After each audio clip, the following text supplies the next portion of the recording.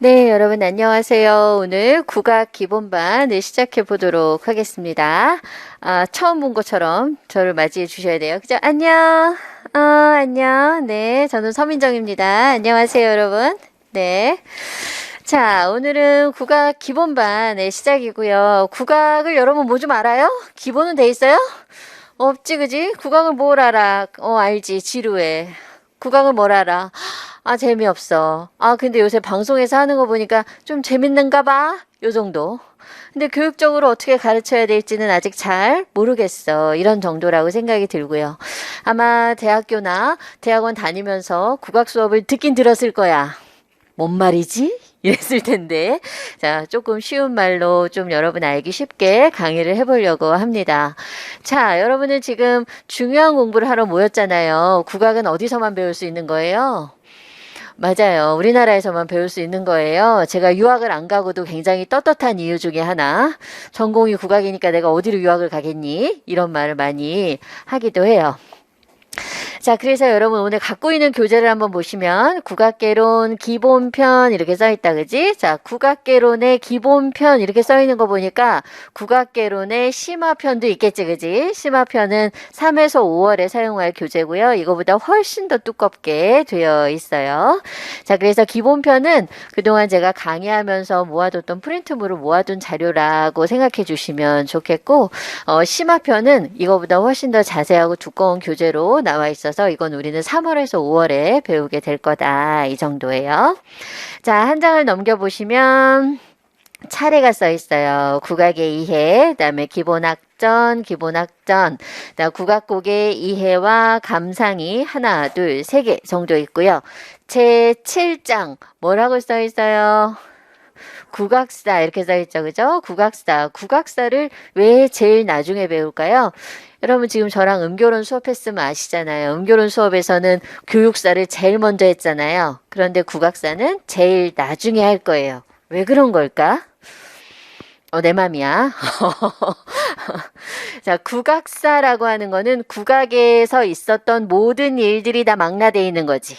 근데 내가 국악사를 지금 처음부터 끝까지 여러분한테 설명해봤자 이게 사람 이름인지 악곡 이름인지 악기 이름인지 무슨 시대인지 빨리빨리 파악이 될까?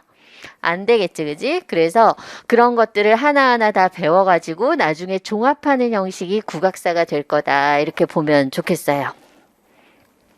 자, 음악교육사 같은 경우는 있었던 팩트를 그대로 전달하는 거기 때문에 미리 알고 우리가 어떻게 공부를 하는 게 좋겠다라고 보는 게 좋은 반면에 국악에 대해서는 여러분이 아는 것들이 별로 없고 좀 익숙한 음악이 아니기 때문에 이건 이 시대에 있었던 음악이고 저 시대에 있었던 음악이고 먼저 다 하나하나 개별적으로 배운 다음에 마지막에 종합하는 형식으로 국악사를 배우는 게 훨씬 더 효과적이기 때문에 그래요. 자, 서양음악은 어떤가요? 서양음악사는 언제 배워요? 그렇죠. 시작하면서부터 계속 서양음악은 역사를 따라가면서 악곡을 따라가는 이런 형태로 되어 있잖아요. 자, 그거에 비해서 우리가 배울 국악사라고 하는 거는 제일 마지막 시간에 있게 된다. 그만큼 우리는 국악이 익숙한 음악은 아닌 것 같다. 이렇게 이해하면 좋겠습니다. 자, 그래서 여러분하고는 총 7주차에 걸쳐서 만나게 되면서 국악의 이해에서부터 시작해서 마지막에 국악사까지의 과정을 같이 함께하게 됩니다. 자, 여러분이 해야 될 일들은 일단은 강의를 열심히 들어야 되겠죠, 그죠? 강의를 열심히 들은 다음에 올해 만들어 놓은 OX 퀴즈 중에 독한 관리라고 돼 있는 거 있어요.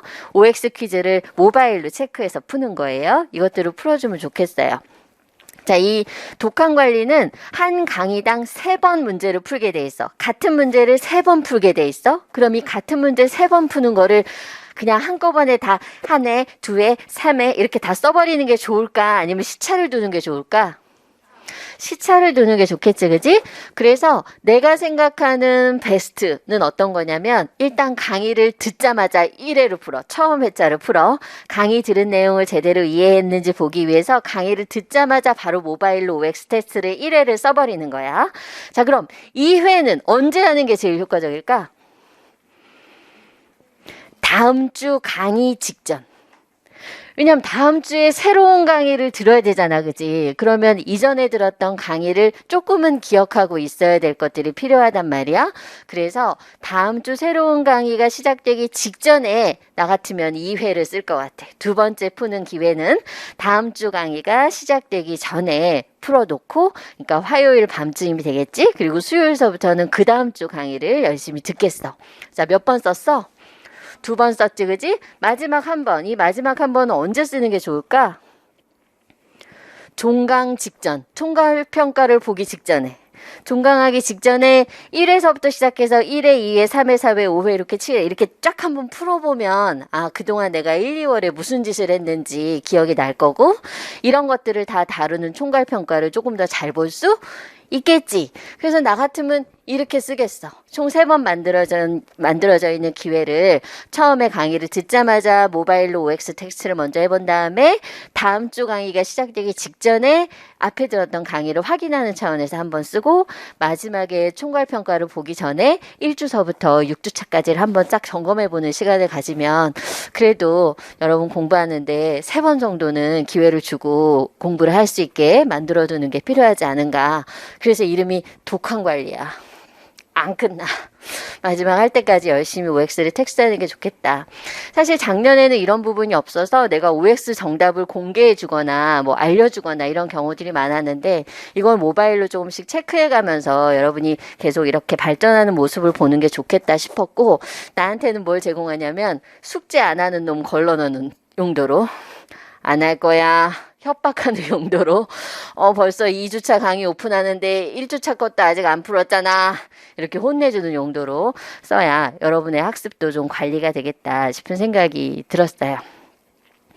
아니 뭐 나한테 신경 써주는 사람 없잖아.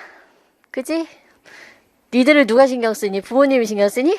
아니 이제 다 컸으니까 라고 생각하실 거고 대학교 교수님이 신경 쓰니? 언제 신경 쓰냐면 합격해서 오면 신경 쓰더라.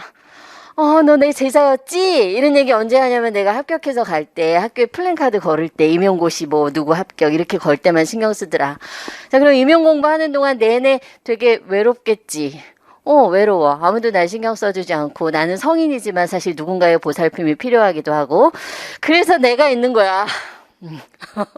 그래서 자칭 임용의 담탱이 뭐 이런 역할을 하려고 한다. 그래서 여러분이 임용에 대해서 좀 궁금하거나 아니면 좀 느슨해졌다거나 뭔가 상의할 사람이 필요하거나 했을 때 사실 최적의 상대는 누구냐면 임용의 길을 같이 가는 사람이야. 근데 전공은 같았지만 사실 딴 일하고 있는 친구한테 내 하소연 해봤자 걔가 못 알아들어. 좋겠다 지집애 공부하니까 좋겠다 난 돈 버느라고 바쁜데 뭐 이런 얘기나 했었고 별로 공감해주지 않아. 남자친구한테 아무리 얘기해봤자 그 인간 전공은 다른 거면 못 알아듣는다 이 말이고 엄마한테 얘기해봤자 그러게 누가 그거 하래 그냥 돈이나 벌지 막 이런 얘기하니까 이것도 소용이 없는 일이야. 그럼 누가 제일 내 마음을 알아주는 사람일까 생각해보면 같이 함께 해주는 선생님이 아닐까 싶어. 이건 좀 자신할 수 있을 것 같아. 노량진에서 그래도 계속 수강생과 커뮤니티를 형성하고 이렇게 대화를 하려고 애쓰는 사람은 나밖에 없다. 어느 강사가 자기 전화번호 공개해주냐? 어느 강사가 새벽같이 카톡 받아주냐? 어느 강사가 아침에 왜 안 오냐고 재촉하겠어. 그런 생각이 들어서 그거는 좀 잘 해주려고 애를 쓰고 있으니 중요한 거는 자기들이 나한테 자기의 존재를 알려야 돼. 내가 자기들한테 넌 이름이 뭐니? 전공이 뭐야? 이러기는 쉽지 않은 거고 선생님 저 기본반 듣는 누군데 제가 숙제 안 하면 좀 혼내주세요 라든지 선생님 제가 잘했으면 좀 칭찬해 주세요 라든지 제가 요새 미쳤나 봐요 공부를 안 하고 살아요 혼내주세요 욕해주세요 여러분 얼마든지 해줄게 쌍욕을 해줄게 아주 그런데 좀 심적으로 의지할 수 있는 사람 도움이 될 수 있는 사람이 되면 좋겠다라는 생각을 해요. 자, 여러분 학원에 직접 오시는 친구들은요. 학원 강의실 바로 옆에 제 연구실이 있어요. 제 출근 시간은 아침 9시부터 저녁 9시까지예요. 이해했어요? 12시간 근무합니다. 수요일은. 그래서 아침 9시부터 저녁 9시까지 근무를 할 거니까 그 중간에 언제든 와도 좋아요. 뭐 궁금한 사항이 있거나 하소연하고 싶거나 배가 고프거나 커피가 먹고 싶거나 언제든지 들러도 좋아요. 그죠? 자, 그래서 선생님하고 좀 가깝게 지내는 거. 선생님하고 좀 친밀하게 지내는 거, 이것들이 여러분의 외로운 임용생활에 좀 도움이 되겠다 싶어요. 뭐 그래가지고 나중에 합격하고 가면은 매주 찾아올 것 같죠? 안 그래요. 노량진에서 있었던 1년은 어둠의 기억일 뿐이에요. 자, 그래서 여러분하고 좀 잘 지내고 싶은 마음을 갖고 있다. 이 정도 알아주면 좋겠네. 자, 그 다음에 이제 한 장을 넘겨봐. 국악공부법 이렇게 돼 있네, 그지? 국악공부법. 뭐 되게 잘 하는 것처럼 써 있는데 사실 국악공부법 그 다음에 쓰는 문장을 보면 별 얘기 없죠? 사실 공부에 특별한 방법은 없습니다. 공부에 특별한 방법이 어디 있겠니? 공부에 가장 특별한 방법이라면 오래 존버하는 거. 그러면 된다라고 생각한다. 내가 AI가 아니잖아. 오늘 들은 내용을 어떻게 평생 기억하겠어? 그러니까 계속 보려고 노력을 해야 되겠다. 그런 얘기인 거고요.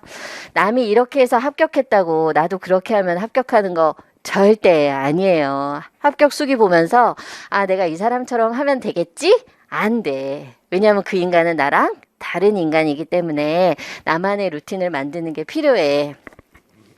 자, 공부하는 사람은 사람의 성향에 따라서 다 이제 공부하는 방법이 다르게 되어 있어요. 그래서 어떤 특별한 방법이 있다기보다는 국악은 이런 특징이 있습니다 라고 설명해 주는 게 여러분한테는 더 좋지 않을까 싶어요.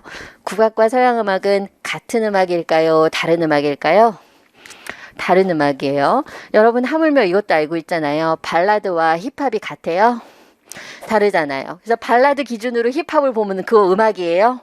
아니잖아요. 그죠? 그러면서 왜 자기들은 서양음악 잣대로 자꾸 국악을 재는 거예요?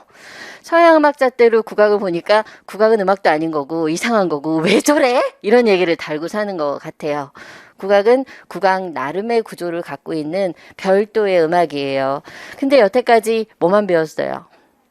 서양음악을 많이 배웠죠. 그러니까 여러분 머릿속에는 모든 음악은 다 서양음악 같아야 된다라고 하는 어떤 관념이 자리 잡고 있을 거예요. 그렇지만 국악과 서양음악은 절대 같은 음악이 아니에요. 국악은 국악 나름의 구조를 갖고 있는 거죠. 자, 그래서 국악은 이런 특징이 있어요 라고 누군가 이해를 구하면 알겠는데 그냥 이렇게 외워요 하면 서양음악하고 다르니까 이상해요 라는 얘기서부터 하지 않았나 싶어요. 그래서 일부러 첫 주차에는 시간을 좀 내더라도 국악은 이런 특징이 있어요 라는 얘기를 여러분과 나누는 게 필요하다라고 생각을 합니다. 자, 그래서 이렇게 공부하는 게 좀 낫다 정도로 받아들여주면 좋겠지. 어떤 특징을 이해하면 어떻게 잡아먹어야 되는지 알게 되니까 이렇게 써있다? 우리 남편은 누군가 되게 지시하는 걸 싫어해요. 근데 그 인간을 부려먹으려면 이렇게 대놓고 이거 해! 이러면 안 한단 말이야. 그래서 있잖아. 나 이거 좀 하고 싶은데 이러면 해주더라고. 날 사랑하긴 하나 봐. 그치? 그래서, 다른 방법을 써서 그 사람한테 부탁하면은 똑같은 일이라도 기분 좋게 해결이 되는 거야. 그런 것처럼 국악은 서양음악하고 달라. 국악은 다른 방법으로 이해하는 게 필요해. 라는 얘기를 누가 해주는 게 꼭 필요하다라고 생각해요. 자, 첫째, 국악은 무작정 암기하기 너무 어려워요. 너무 어려워요. 왜 그래요? 뭔 말인지 모르니까. 여태까지 국악 용어를 본 적이 없으니까 마치 외계어처럼 굉장히 낯설어요. 그리고 우리가 아까 음교론 시간에 풍류음악, 선비들 음악에 대해서 배웠잖아요. 그들이 다 뭘로 써놨다 그랬어요, 선생님이? 한자로 써놨다 그랬잖아. 그럼 이 한자로 써놓은 말이 지금 우리가 살고 있는 시대 언어랑은 완전히 다른 거잖아. 그지? 그래서 이해하기가 너무 어려울 거란 말이지. 그래서 그냥 무작정 암기하겠다라고 생각하는 게 사실 제일 나쁜 방법이다. 이런 얘기예요. 자, 처음 국악을 공부하는 사람 입장에서는 정말 너무너무 힘들겠지만 우리 모두 국악을 같이 외우기보다는 이해하려고 노력하는 것들이 필요하겠다. 자, 우리가 기억해야 될 내용은 너무 많고요. 시험은 11월인데 억지로 암기한 내용으로 11월까지 갈 수는 없기 때문이에요. 자, 그 다음에 이제 둘째를 보면 국악은 서로 간의 관계가 매우 중요하다. 이렇게 됩니다. 사람은 자기가 하고 있는 거랑 닮아가는 것 같아요. 저도 서양 음악만 하다가 고등학교 때서부터 국악을 하게 돼서 이제 거의 한 30년 넘게 국악만 하고 있어요. 그러다 보니까 나 혼자 살아갈 수 있는 세상은 아니고 국악이 그런 것처럼 서로 간의 관계가 정말 중요하다라는 생각을 하게 되는 것 같아요. 자, 그래서 국악은 특별한 작곡가가 없어요. 여러분, 국악에서 특별한 작곡가가 있는 음악은 거의 없어요. 나니 나니 나. 안 익숙해졌어? 나나니 나니 나.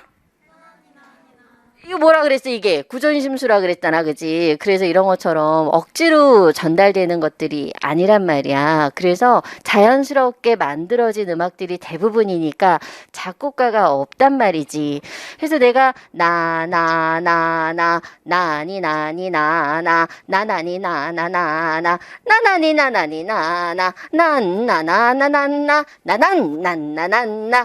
나나나나 가지고 지금 내 맘대로 이렇게 불렀단 말이야? 이걸 나보고 내일 하라 그러면 내가 똑같이 할까? 벌써 기억도 안 나. 뭐라 그랬니 내가?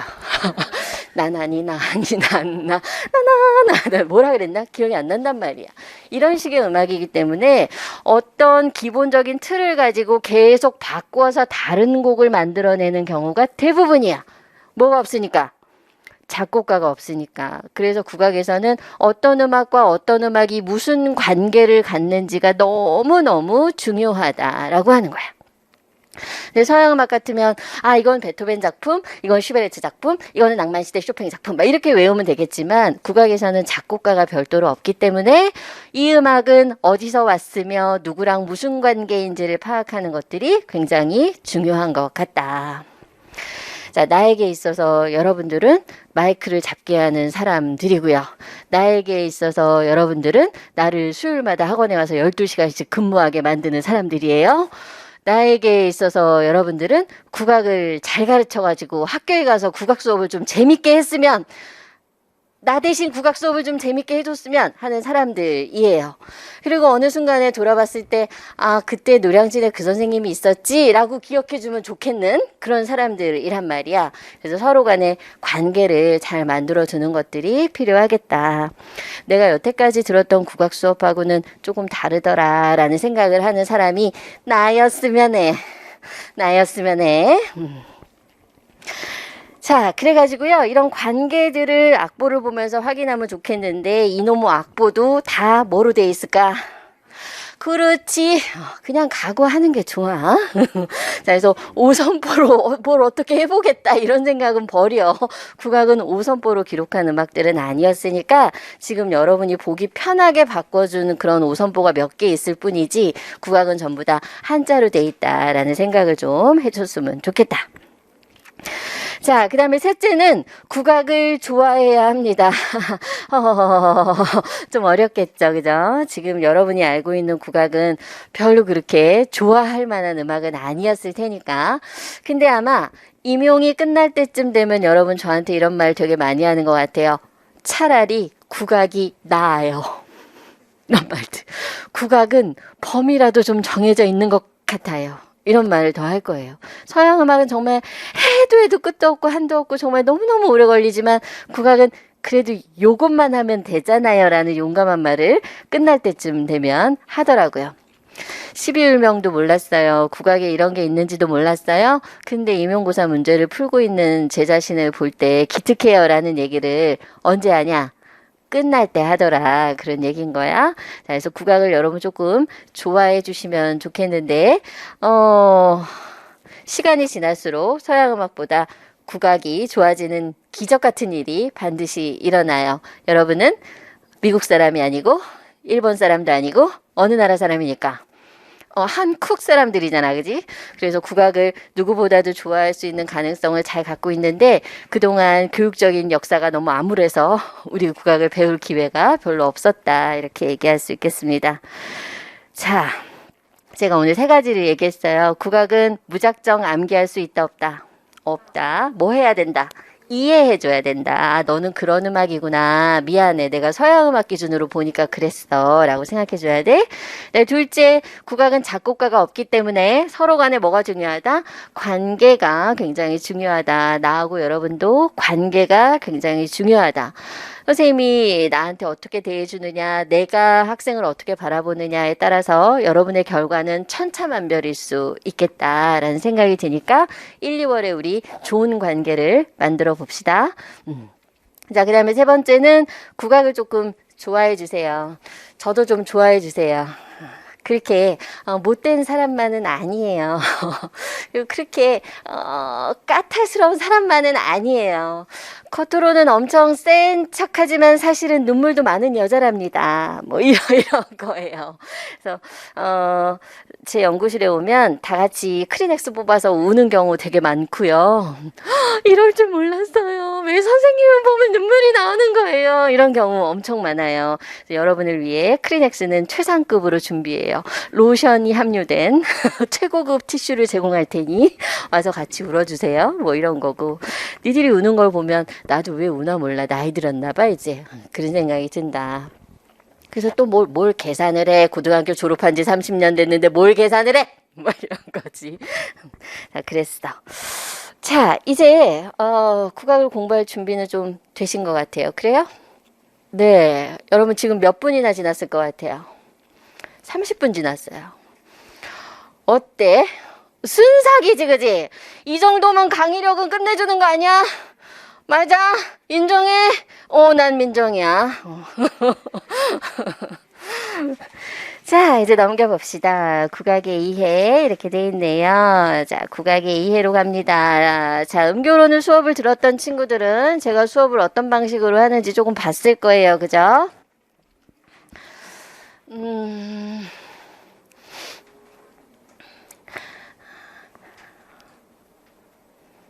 자, 국악의 이해 이렇게 써 있어요. 저는 목차 먼저 보는 걸 굉장히 중요하게 생각해요. 여러분 지금 기본반이죠, 그죠? 기본반이니까 자기가 지금 뭘 보고 있는지 계속 되짚어 보는 것들이 필요한데 오늘의 목차예요. 1장 국악의 이해. 국악을 좀 이해해 봅시다. 첫째, 국악의 의미와 정의. 국악이 뭐야? 국악이 뭐야? 라고 물으면 국악이 국악이지. 국악 한국음악이지. 국악 전통음악 아니야? 국악 어려워. 난 몰라. 이게 대부분일 텐데 국악에는 나름 정해진 뜻이 있답니다.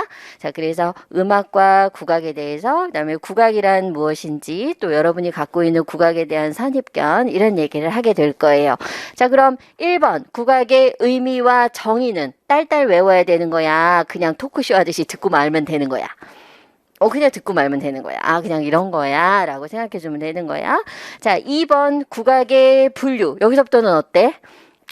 좀 딱딱해. 그지? 여기서부터는 좀 각오해야 될 것 같아. 자, 세 가지로 분류가 돼 있는데, 제일 쉬운 거 먼저 봅니다. 현대 분류부터 봅니다. 현대의 분류. 국악은 지금도 끊임없이 만들어지고 있는 음악이에요. 그죠? 국악은 계속해서 만들어지고 있는 음악인데 우리가 아는 전통 음악의 대부분은 조선시대 음악이죠. 이 조선시대 음악에서 요새 새롭게 퓨전이라든지 크로스오버를 통해서 새롭게 탄생하고 있는 음악이 계속 만들어지고 있어요. 그죠? 자, 그래서 제일 마지막에 있는 현대의 분류 중에 4번은 어떤 거냐면 창작 국악 이렇게 되어 있습니다. 창작 국악. 자, 그럼 국악의 작곡가가 별로 없는데 창작 국악에는 작곡가가 있을까 없을까? 있겠지, 그지? 자, 그러면 뭘 보고 창작 국악이라고 할까? 내가 한번 예를 들어볼게. 파헬벨의 캐논을 25연 가야금으로 연주하는 거. 이거 국악일까? 파헬벨이 작곡해 놓은 캐논을 25연 가야금으로 연주하면 그거 국악일까? 그렇게 볼 수 없겠지, 그지? 왜 아니라 그러는 거야, 너희들은? 가야금으로 연주했잖아. 근데 왜 아니야? 화난 거 아니야. 가야금으로 연주했지만 그 곡은 파헬벨이라고 하는 서양음악 작곡가가 작곡한 거고 서양음악 작곡가는 한국에서 자란 사람은 아니니까 한국적인 정서를 갖고 있다고는 말할 수 없는 거야. 그지? 자, 그렇지만 요새 나오는 이날치 밴드의 음악 범 내려온다. 이런 거는 국악일까? 국악일 것 같아. 왜? 일렉트릭 사운드를 쓰고 있고 비트를 딴 걸 쓰고 있지만 어쨌든 그건 엄연히 존재하는 판소리를 요즘 듣기 쉬운 걸로 크로스오버 해 놓은 거니까 그거는 국악일 수 있을 것 같아. 이런 식이야. 그지? 자, 그래서 창작 국악이라고 하는 거에는 약간 알게 모르게 조건들이 좀 있다. 그지? 국악적인 특징을 가질 것, 작곡가가 있을 것, 이런 특징들이 있는 음악 우리는 창작 국악 이렇게 얘기해. 자, 그 다음에 그 나머지 것들을 보면 조선시대 전통음악이 대부분이라 그랬잖아. 근데 조선시대는 여러분 알다시피 예약사상이 있었고 신분제 질서가 있었단 말이야. 자, 그러다 보니까 궁중이나 양반들이 하던 음악을 바른 음악이라는 뜻에서 정악 이렇게 부르는 거야. 사실 굉장히 오만한 생각이지. 지금같이 모든 시민이 똑같은 권리를 갖고 있는 시대에서 생각할 때는 지네가 하는 음악만 바른 음악이냐? 그럼 내가 하는 음악은 나쁜 음악이야? 이런 생각이 들 거란 말이야. 자, 그렇지만 그 당시에 정악이라고 하는 이런 음악은 어떤 즐기기 위한 음악이라기보다는 자기의 권위, 자기의 신분 계층 또는 정신적인 수양 이런 걸 하기 위해서 만들어진 약간 상징적인 존재였을 거야. 이런 음악을 우리는 정악이라고 불러. 자, 그거에 비해서 일반 서민들이 재밌어 그래 잘하네 했던 음악들 또 모두 다 음악을 할 수 있게 되면서 전문적인 음악인들이 나와서 기능적인 음악으로 변해버린 이런 기교적인 음악들 이런 음악을 또 우리는 민속악 이렇게 불렀었단 말이야. 자, 그래서 정악이라고 하는 음악은 계층이 정해져 있는 음악이야. 양반이나 지식계층들. 네, 민속악은 일반적인 서민들이 연주하는 음악들 이런 것들을 얘기하게 됐어. 자, 그럼 현대 남아있는 국악을 이렇게 분류해 볼 수 있겠지, 그지? 자, 그 다음에 또 하나는 어떤 음악이 있냐면 의식음악 이렇게 돼 있어. 그래서 솔직히 고백하자면 의식음악은 의식에 종속된 거야. 그럼 완전한 음악이라고 보기는 어렵지, 그지? 항상 반드시 뭐가 있어야 되는 음악? 의식이 있어야 되는 거. 의식이 없이 음악만 존재할 수는 없는 이런 음악들을 우리는 의식음악 이렇게 부르게 됐다는 거야. 자, 그래서 현대의 국악 분류는 의식음악, 정악, 민속악, 창작국악 이렇게 돼 있다, 그지? 자, 요게 이해가 되고 나면 그 다음에 위로 올라가는 거는 쉬워. 향유, 계층별 분류 해서 정악, 민속악 다시 설명 안 해도 되겠지, 그지? 무슨 얘기인지 알겠지, 그지? 정악은 누구들의 음악? 궁중이나 양반 지식계층의 음악, 민속악은 누구의 음악? 일반 서민들의 음악 이렇게 될 거야. 자, 그 다음에 이제 역사상 분류다라고 돼 있어. 역사가 뭐니? 시대 흐름이야, 그지? 과거서부터 지금까지 이어져 오는 흐름이야. 자, 그럼 여기 써 있는 악, 당악, 향악이라고 하는 음악은 시대적인 흐름에 따라서 우리나라에 들어온 음악, 원래 있었던 음악 이런 걸 얘기하는데 역사상 분류라는 말 때문에 뭐가 존재한다? 시대가 존재한다. 어떤 시대에 들어왔느냐 이 부분이 존재한다라고 하는 거야. 자, 그러면 정악이나 민속악은 시대가 정해져 있지. 어디로? 조선시대로 정해져 있는 거예요. 조선시대에 양반이 있었고 지식계층이 있었고 일반 서민들이 있었으니까 정악이나 민속악이라고 하는 거는 계층별 구분이 가능한 거고 악이냐 당악이냐 향악이냐라고 하는 거는 어느 시점에 우리나라에서 유행했느냐 어디서 왔느냐 이런 것들을 중심으로 따져보게 된다 이런 얘기야. 자, 이런 것들을 모두 다 아울러서 지금 남아있는 국악을 우리가 정의하는 방법은 국악을 몇 개로 구분한다? 4개로 구분한다.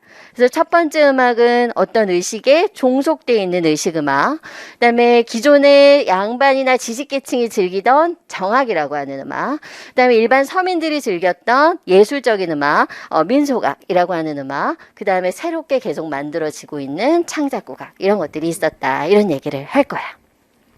거의 오늘 할 강의의 절반 정도는 지금 다 한 것 같아. 자, 그래서 국악을 분류하는 일은 이렇게 나눠볼 수 있겠다.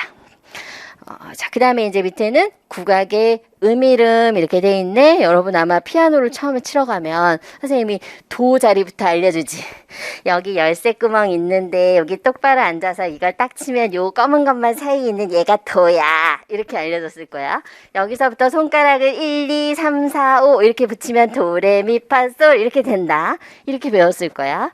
자, 그런 것처럼 국악에서는 도, 레, 미, 파, 솔을 쓰지. 않기 때문에 국악에서 사용하는 음이 있다. 국악에서 사용하는 음을 우리는 음이라고 안 부르고 율 이렇게 부른다. 율. 자, 12개의 율이 있다. 이렇게 돼 있어. 자, 그 다음에 이번에 보니까 양률과 음녀 이렇게 돼 있네. 그치? 양 뭐야? 뭐야? 이런 거지, 그지? 두 개가 약간 대조되는 개념이야. 마치 예약사상처럼. 질서가 있으면 조화가 있다. 음이 있으면 양이 있다. 이런 것처럼 뭔가 대조가 되는 성질을 합해 놓은 거니까 양률과 음녀라고 하는 개념도 있고. 자, 그 다음에 청성과 배성이라고 하는 개념이 있어. 청성이라고 하는 거는 맑은 소리야. 자기들은 어떤 소리를 맑다고 생각하니? 이게 맑아. 이게 맑아. 이게 맑아. 이게 맑아. 이게 맑아. 이게 맑아. 그럼 이건 약간 높은 소리잖아. 그치? 우리는 옥타브 위의 소리를 청성이라 그래. 옥타브 위의 소리를 청성, 맑은 소리, 청성 이렇게 얘기해. 자, 그 다음에 중성보다 우리가 생각하는 것보다 옥타브 아래 소리 안 내려가. 아래 소리 이렇게 내는 거. 이런 아래 소리 우리는 배성이다 이렇게 불러. 그래서 옥타브 간격으로 가운데 있는 소리를 중성이라고 하고, 이거보다 옥타브가 높으면 청성, 이거보다 옥타브가 낮으면 배성 이렇게 부르는 옥타브 간격을 가지고 있다. 자, 그 다음에 황종의 음곡 이렇게 돼 있는데, 황종은 12율명 중에 첫 번째 율명이야. 첫 번째 율명. 얘를 서양음악 기준으로 어떤 음으로 잡느냐에 따라서 음악의 12음의 위치가 달라지는 거야. 자, 그래서 이 황종의 음고를 C로 잡느냐, 그럼 도서부터 시작하면 되는 거고, 이 황종의 음고를 E 플랫으로 시작하느냐, E 플랫은 Mi 플랫이지, 그지? 여기서부터 시작해. 그럼 도로 시작하는 음악보다 E 플랫으로 시작하는 음악이 어때? 높지, 그지? 그래서 이런 계통에 따라서 황종의 음고가 유동적으로 달라질 수 있게 되는 거다. 이런 거야. 자, 그래서 중국의 음악이나 과거에 들어온 음악일수록 황종의 음고가 낮아. 요즘 생긴 음악일수록 황종의 음고가 높아. 그래서 요새 음악들이 굉장히 자극적으로 귀를 때리잖아. 그 이유가 음고가 점점 올라가고 있기 때문이야. 음고는 왜 올라가니? 사람들이 점점 그 소리에 익숙해지면 그 다음 소리에 집중하려면 이거보다 높은 소리가 나서 더 자극적으로 들려야 되기 때문에 음악은 과거의 음악에 비해서 지금 음악이 점점 음고가 높아져 가고 있다. 이렇게 보면 되겠어. 이해됐어? 자, 오늘 할 거 별거 아닌 거지, 그지? 첫 시간에 하는 저 국악의 의미와 정의는 선생님이 토크쇼처럼 떠드는 거 그냥 들으면 되는 거야. 국악이 뭐냐? 이런 생각만 하면 되는 거야. 네, 두 번째서부터는 이게 역사상 분류인지, 향유계층별 분류인지, 현대의 분류인지 일단 구분해 놓은 다음에 각각에 뭐가 속하는지 보면 되는데, 가장 복잡한 게 현대의 분류인데, 이런 것들을 안에는 이미 향유계층별 분류가 포함되어 있다. 이런 얘기야. 자, 그 다음에 국악에서는 나름 독특하게 사용하는 뭐가 있다. 율이라고 하는 게 있으니까 이 율이 뭔지는 좀 배워야 되겠다. 이런 얘기야. 야, 그럼 율은 영어로 돼 있을까? 한글로 돼 있을까? 한자로 돼 있을까? 미리 고백하는 거야. 한자야. 근데 몇 개의 율이라 그랬어? 12율이야. 그런데 황종이 첫 번째라 그랬잖아. 그지? 한 율당 몇 글자야? 2글자야. 그럼 적어도 한자 몇 개는? 아이고, 네. 적어도 한자 24개는 알아야 되겠네? 걱정 마. 중복되는 한자가 있어. 그래서 정확하게 얘기하면 24글자라고 보긴 어려운 것들. 정 안 된다 싶으면 12글자라도 열심히 외우면 되겠다. 그런 얘기야. 자, 여러분 오늘 골든타임 받았니? 골든타임 뒤로 한번 넘겨봐. 한자 교본 있니? 한자 교본?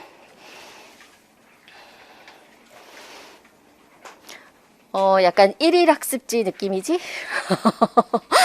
무시하냐고? 이거 내가 안 주면 안 써볼 테니까. 손이 놀면 절대 기억 못 하니까 손을 움직이게 해야 된단 말이야. 이거 만들면서 나도 많이 웃었어. 이런 게 필요하단 말이야. 한자 교본? 그럼 한 장 더 줄까? 더 쓰라고? 막 이런 생각이 들었단 말이지. 자, 그래서 오늘 여러분이 해야 될 일은 이 12율명에 해당되는 한자들을 잘 쓸 수 있게 만들고, 이 12율명의 청성과 배성을 원활하게 익히는 것까지 오늘 해야 돼. 안 그러면 다음 주에 수업을 못 알아들을 테니까. 알겠지, 그지? 그래서 오늘 뭐 별로 할 거 없네. 오늘 뭐 수업이 뭐 그렇게 어려워. 근데 오늘 수업을 안 들으면 다음 주 수업은 그냥 개망이다. 이렇게 생각하면 되는 거다. 그런 얘기야. Are you ready? 아닌 것 같아. Are you ready? 레고. 9페이지야. 자, 국악의 이해 써있는 내용을 좀 보겠습니다.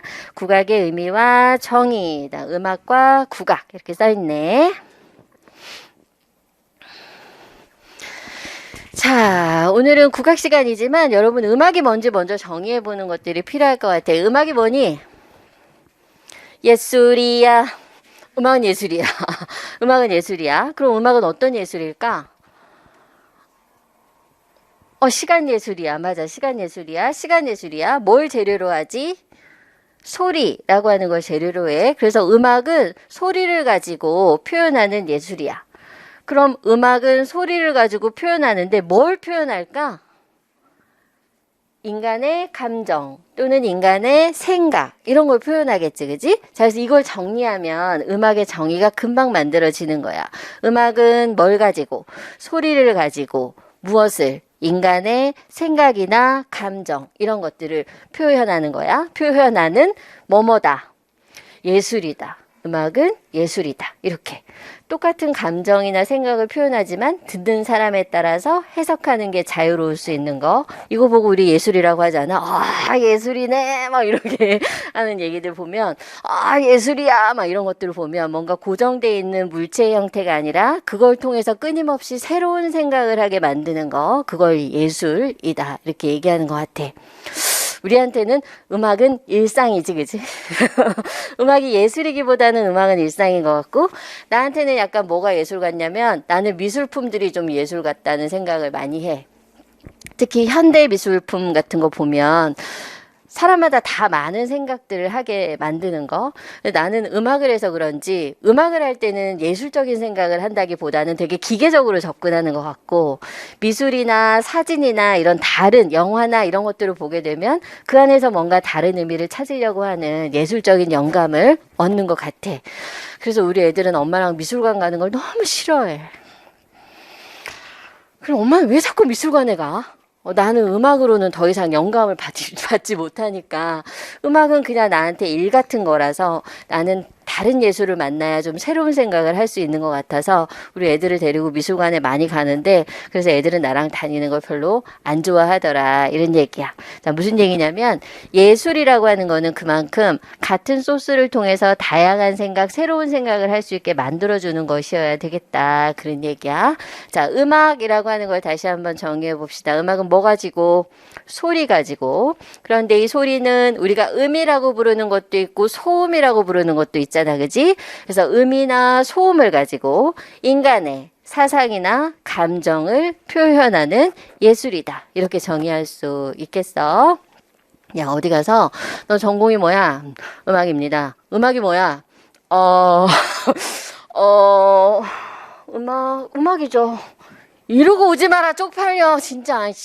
그래도 음악교육 한다는, 음악 선생님 되겠다는 사람이니까 음악이 뭐예요? 라고 물어보면 이 정도 정의는 할 수 있었으면 좋겠어. 우리는 소리나 소리를 가지고 인간의 사상이나 감정을 표현하는 어떤 예술적인 행위를 보고 우리는 음악이라고 얘기합니다. 이렇게 얘기할 수 있으면 좋겠어.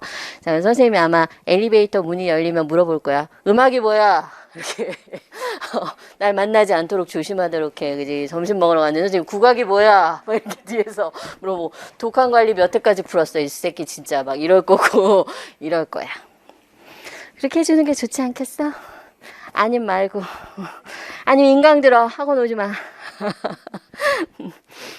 자, 그렇다. 그래서 음악이라고 하는 거는 그렇게 정의할 수 있겠다. 그래서 조금 더 선생님이 살을 붙여보면 이렇게 얘기할 수 있겠어.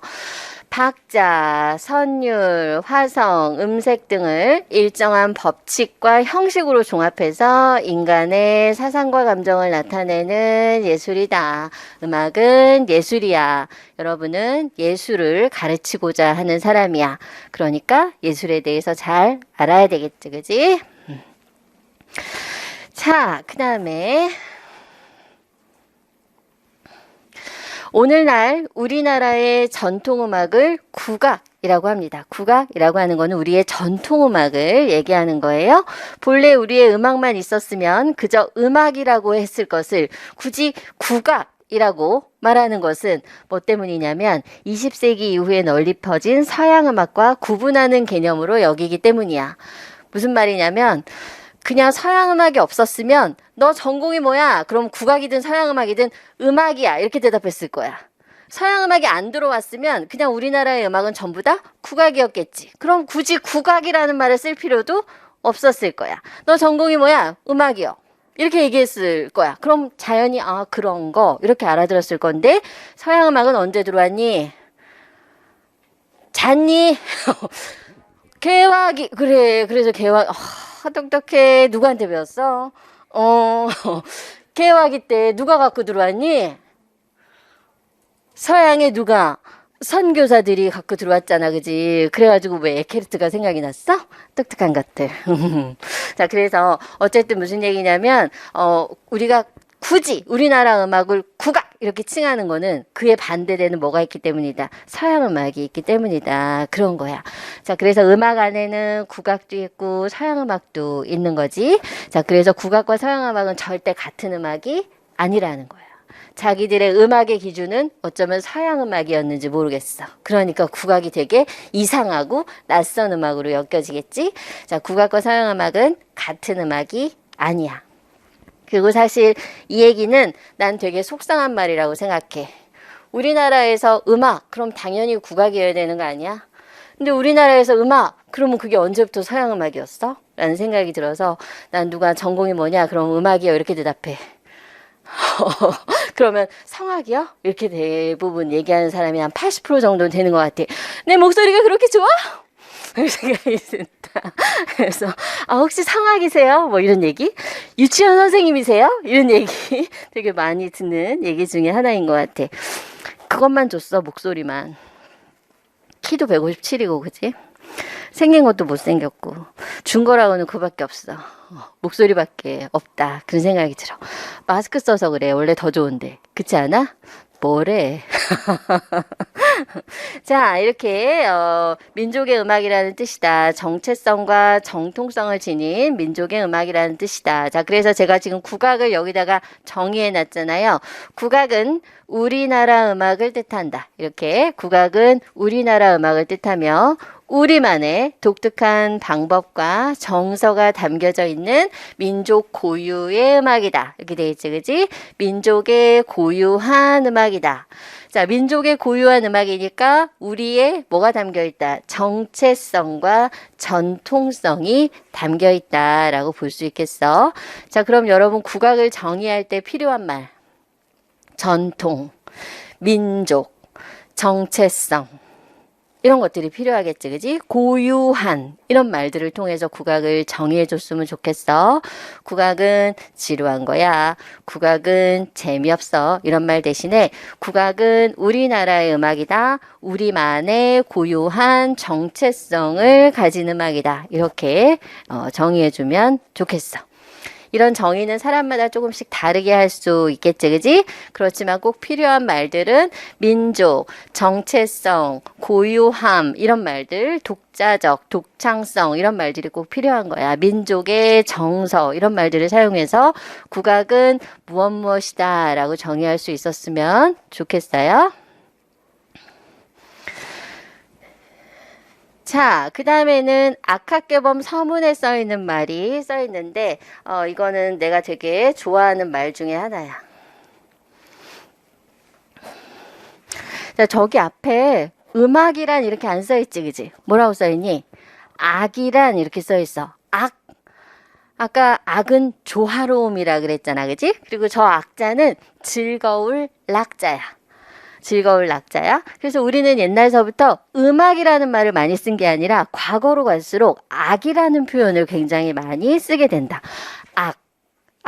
악이다. 이런 말. 자, 악은 하늘에서 나와서 그런 거야. 악은 그냥 생긴 게 아니야. 어디서 온 거야? 하늘에서 나와서 사람에게 맡겨진 것이다. 이렇게 돼 있어. 원래 소리라고 하는 거, 이런 악이라고 하는 거는 하늘에서부터 내려와서 사람에게 맡겨진 것이다. 자, 허에서 발에서, 허라고 하는 건 아무것도 없는 허공을 얘기하는 거야. 아무것도 없는 것에서 자연에서 이루어지는 것이니 사람의 마음으로 하여금 느껴서 움직이게 한다. 이쯤에서 생각나는 인간 없어? 생각나는 이론 없어? 음악은 사람의 마음과 영혼에 큰 영향을 준다라고 말했던 고대 그리스의 플라톤의 에토스론이라든지 사람의 감정을 그대로 모방한다고 하는 아리스토텔레스라든지 이들이 한 말이 그냥 한 말이 아니라는 거야. 역시 음악은 사람의 뭘 바꾼다. 정신과 마음을 바꿔놓을 수 있는 거다. 이런 얘기야. 자, 그래서 느낀 바가 같지 않음에 따라서 소리도 같지 않아서 기쁜 마음을 느끼면 그 소리가 날려서 흩어지고 성난 마음을 느끼면 그 소리가 거칠고 사나워진대. 그래서 왜 유난히 음악이 나한테 콕 박히는 날이 있지 않아? 평소에 그냥 듣던 음악인데 유난히 그날따라 내 마음에 와닿는 경우, 이런 경우 생기잖아, 그치? 자, 그러기 위해서 음악 선생은 정말 많은 음악을 알고 있어야 돼. 세상에는 무궁무진한 음악이 있는데 그런 음악들을 애들한테 어떤 음악이 콕 박힐지 모르니까 다양한 음악을 들려줄 수 있는 선생님이 돼야 되는 거야. 근데 그 중에서 국악에 콕 박히는 날도 온다는 거지. 우리는 어느 나라 사람이니까. 그래, 한국이니까 분명히 국악을 들으면서 펑펑 울 날이 올 거야. 근데 그동안의 내 음악적 경험이 전부 모여서 서양 음악 위주여서 그렇게 좋은 음악이 있었다는 걸 잘 모르고 살았다라고 하는 거야. 자, 그래서 악학궤범이라고 하는 아주 중요한 서적 서문에 머릿말에 이런 식의 말들이 써 있다. 결국 악이라고 하는 것은 하늘에서 온 거고 사람의 마음에 따라서 다르게 받아들여지는 것이다 라고 하는 말이 써 있다. 자, 밑에 보니까 우리나라 음악에는 악, 당악, 향악 세 가지가 있다. 악, 당악, 향악, 향악 이렇게 세 가지가 있다 써 있다, 그지? 이거 아까 선생님이랑 목차 볼 때 어디서 봤던 거야? 무슨 분류? 역사적인 분류, 그지? 역사적으로 음악을 악, 당악, 향악 이렇게 보는구나. 이렇게 세 가지가 있는데 다시 말하면 제사에 쓰이는 것, 이게 뭘까? 악은 어디다 쓰는 거냐면 제사에 쓰는 거야. 제사 지낼 때 아이고 제사를 지내봅시다 뭐 이런 경우는 없잖아, 그치? 아싸 제사야 절 2번 이러지 않잖아, 그치? 그래서 제사 지내는 음악은 어떤 음악일 거야? 굉장히 엄숙하고 뭔가 사람의 마음을 건드리지 않을 정도의 음역에서 자극적이 아닌 식임새를 사용해서 굉장히 얌전하게 정적으로 연주해야 되는 음악일 거야? 그럼 악은 재밌을까 재미없을까? 너 내 취향 아님. 정말 국악 중에서도 제일 어떤 음악? 지루한 음악. 그래서 악은 일자 이름식이야. 오, 늘, 도, 난 이런 음악이야. 재밌어?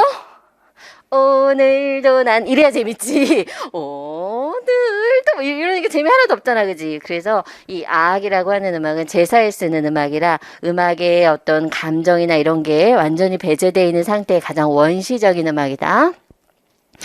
자, 그 다음에 조회와 연양에서 연주되는 거, 그게 아마 당악쯤 될 것 같아. 조회나 연양에서 악도 물론 연주하지만 당악도 연주했었다. 조회라고 하는 건 어떤 거냐면, 니네 알아? 애국조회? 애국조회 했어? 운동장에 서 있었던 적 있었어? 오래된 것들. 나이 많은 것들. 자, 그래서 교장 선생님 훈화 말씀 듣다가 픽픽 쓰러지는 애 나오는 이런 그런 것처럼 조회라고 하는 거는 임금과 신하가 만나서 공적인 일을 하는 걸 조회라고 하는 거야. 자, 그 다음에 연향이라고 하는 거는 잔치를 뜻해, 잔치. 잔치할 때 연주하는 음악들. 그럼 악하고는 조금 다른 음악들을 연주했을 테니까 당악들을 연주했을 것이다. 자, 그 다음에 시골에서 속된 말로 익히는 음악. 시골에서 속된 말로 익히는 음악. 이게 뭘까? 아이고, are you genius? 오케이. 자, 그래서 향악 이런 것들이 있다. 자, 그런데 이런 것들도 되게 7균 12유를 넘지 못한다 이렇게 돼 있어. 아까 선생님하고 봤던 게 뭐였지? 그렇지, 그렇지. 12율 이런 말이 써 있었지. 국악에서 사용하는 12개의 이렇게 써 있었어. 그럼 선생님 이건 뭐예요? 7균 어떤 개념일까? 음계 개념이야. 이렇게 보면 돼. 그러니까 12유를 가지고 만들어낼 수 있는 일정한 간격. 이런 거를 7균 이렇게 얘기해. 이 균이라고 하는 거는 어떤 일정한 간격을 갖고 있다는 거거든. 여러분 장조가 어떻게 생겼니? 3, 4, 7, 8 반음이지, 그지? 그 간격은 절대 변하지 않지? 그런 것처럼 국악에서 사용하는 어떤 악조의 개념, 음계의 개념을 7균 이렇게 써놓은 거야. 그러니까 아악이든 당악이든 향악이든 전부 다 뭘로 이루어져 있다? 12율로 이루어져 있다. 그리고 이 안에서 어떤 음계를 쓰느냐에 따라서 다른 음악이 된다. 그런 얘기를 하고 있는 거야. 자, 그 다음에 이제 밑에 보면, 음악이라고 하는 것은 아무리 좋은 곡이라도 한번 귀를 스치면 곧 사라져. 곧 사라져. 사라지면 형체가 없어져. 그래서 이 음악을 뭐 해놔야 되는 거야? 적어놔야 되는 거야. 그래서 이 책을 만들었다라고 하는 얘기가 써 있는 거야. 자, 그래서 지금 악학개범에 대한 얘기를 하면서 국악의 특징을 좀 얘기했어. 국악은 몇 개의 율로 돼 있어? 12개의 율. 역사적으로 분류해 볼 때 뭐가 있어? 악, 당악, 향악이 있어. 음악은 어디서 만들어진 거야? 하늘에서 만들어진 거야. 그래서 어디에 와서 닿는 거야? 사람 마음에 와서 닿는 거야. 그래서 사람이 기쁜 마음을 먹으면 기쁘게 들리고 슬픈 마음을 먹으면 슬프게 들린다라고 하는 음악의 원리에 대해서 써놓은 거야. 자, 그래서 밑에 있는 텍스트를 보면 이제 이런 것들이 필요하다라고 써 있어. 자, 그 다음에 이제 밑에는 한자가 하나가 나와 있는데, 여러분 여기 한자 보면 이게 악자야, 악자. 자, 여기 있는 거 그림이지, 그지? 자기들한테는 일단 한자는 그림이야. 자, 보니까, 이 밑에 있는 거는 나무거든, 나무? 나무 목자야. 이 악자 중에서 여기 써 있는 거, 이거는 나무 목자야. 나무에 다양한 소리가 나는 도구들을 매달아 놓은 거야. 이게 악의 기원이야. 그지? 자, 그래서 요렇게 생긴 거, 요렇게 생긴 거, 이런 악기들을 다 어디에다 매달아 놓은 거? 나무에다 매달아 놓은 거. 그래서 적어도 있잖아. 음악 선생님이 되고 싶으면 음자는 못 써도 뭐는 써야지. 악자는 쓸 수 있어야지 라는 생각이 들어. 자, 그래서 악자를 여러분 쓸 수 있게 선생님 크게 그림으로 만들어 놓은 거야. 악자는 상형 문자야. 그래서 이런 나무 위에 다양한 이런 악기들을 매달아 놓은 모양을 그대로 본따서 만든 글자다. 이렇게 볼 수 있겠어.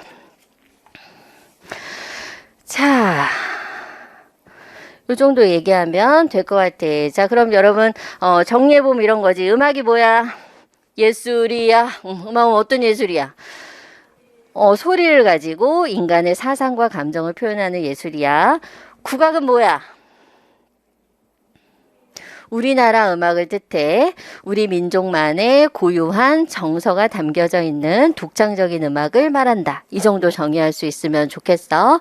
악학개범에 따르면 음악은 하늘에서 오고 사람 마음에 와서 닿는 거라 사람 마음을 바꿀 수 있다라고 돼 있어. 국악에서 사용하는 거는 몇 율이야?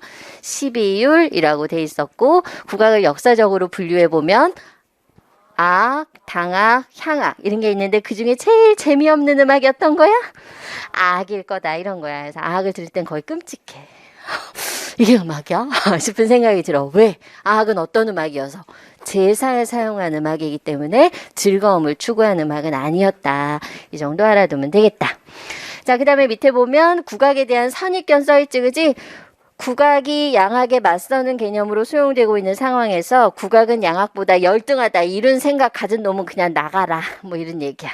국악은 서양 음악에 비해서 열등한 음악은 아니야. 종류가 아예 다른 음악이고 어떻게 보면 우리한테는 음악이 국악이었어야 되는 거야. 그런데 서양 음악이 되어버린 이런 현상에서는 이런 생각을 할 수 있는데 오늘서부터 이런 생각은 어떻게 해야 된다.